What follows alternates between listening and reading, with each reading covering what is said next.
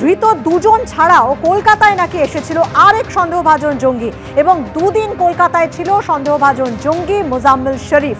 এছাড়াও এই যে বাকি যে দুই জঙ্গিকে গ্রেফতার করেছে পুলিশ, তারা এই বাংলাকে একেবারে হাতের তালুর মতো নাকি চিনে ফেলেছিল, আর এই কারণেই বিভিন্ন জায়গায় তারা ঘুরে বেরিয়েছে। যেটা আমরা জানি, দক্ষিণ ভারতের আইএস এর অন্যতম মডিউল আল হিন্দ তার অন্যতম সদস্য, যাকে গ্রেপ্তার করার পরে আরও বেশি স্পষ্ট হতে পেরেছে এনআইএ, সে কলকাতাতেও এসেছিল এমনটাও গোয়েন্দা সূত্রে জানা যাচ্ছে। এবং কলকাতায় আসার পেছনে কারণ কি? কারণ হচ্ছে এই যে দুজন জঙ্গি যাদেরকে গ্রেপ্তার করা হয়েছে তাদেরকে লজিস্টিক সাপোর্ট অর্থাৎ টাকা দিতে তারা এসেছিল।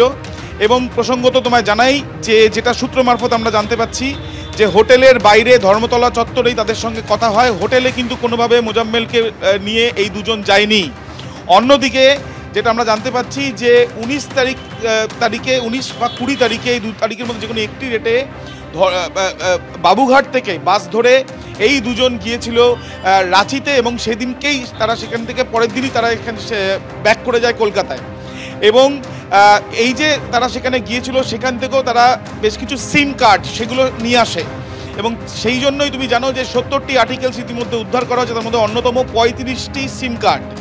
এবং এই যে মোজাম্মেল শরীফ যে কলকাতায় এই দুজনকে সাহায্য করার জন্য এসেছিল, কার নির্দেশে সাহায্য করতে সে এসেছিল, কি তাদের পরিকল্পনা ছিল সেটা জানতে চাই এনআইএ। প্রসঙ্গত তোমায় জানাই, এই মোজাম্মেল যখন এখানে এসেছিল তার পরবর্তীকালে সে কলকাতা থেকে ফ্লাইটে করে সে যায় হচ্ছে বেঙ্গালুরু এবং সেই বেঙ্গালুরু থেকে সে সড়ক পথে যায় চেন্নাই এবং তার পরবর্তীকালেই চেন্নাইয়ে সে কিন্তু তার কয়েকদিনের মধ্যেই চেন্নাইয়ে সে গ্রেপ্তার হয় 26 তারিখে। তাকে জিজ্ঞাসাবাদ করে তথ্য পাওয়ার পর 29 তারিখে এনআইএ মোট 18টি জায়গায়, সারা দেশের মোট 3টে স্টেট মিলিয়ে মোট 18টি জায়গায় তল্লাশি অভিযান চালায় এবং সেখান থেকে আরও তারা নিশ্চিত হয় যে আল হিন্দ এই যে মডিউল, সেই মডিউল সক্রিয়ভাবে, যেমনটা বেঙ্গালুরু বিস্ফোরণের ঘটনায় তাদের যোগ রয়েছে, তেমনি বেঙ্গালুরু ক্যাফেতে যে বিস্ফোরণ ঘটনা সেই ঘটনাতে তাদেরই কিন্তু কাজ। এবং এই যে মোজাম্মেল এখানে এলো এবং আসার পরে এই দুইজন অভিযুক্তর সঙ্গে দেখা করলো এবং তাদের সঙ্গে তাদেরকে লজিস্টিক সাপোর্ট হিসেবে যেটা জানা যাচ্ছে যে টাকা দেওয়া হয়েছে, টাকা দিয়েছিল সে। এবং তার পরবর্তীকালে মোজাম্মেলের সঙ্গে কথা বলে তারা যায় রাঁচিতে এবং রাঁচিতেও মোজাম্মেল তাদের সঙ্গে গিয়েছিল কিনা তদন্ত করে দেখছেন তদন্তকারীরা। এবং তার সঙ্গে সেখান থেকে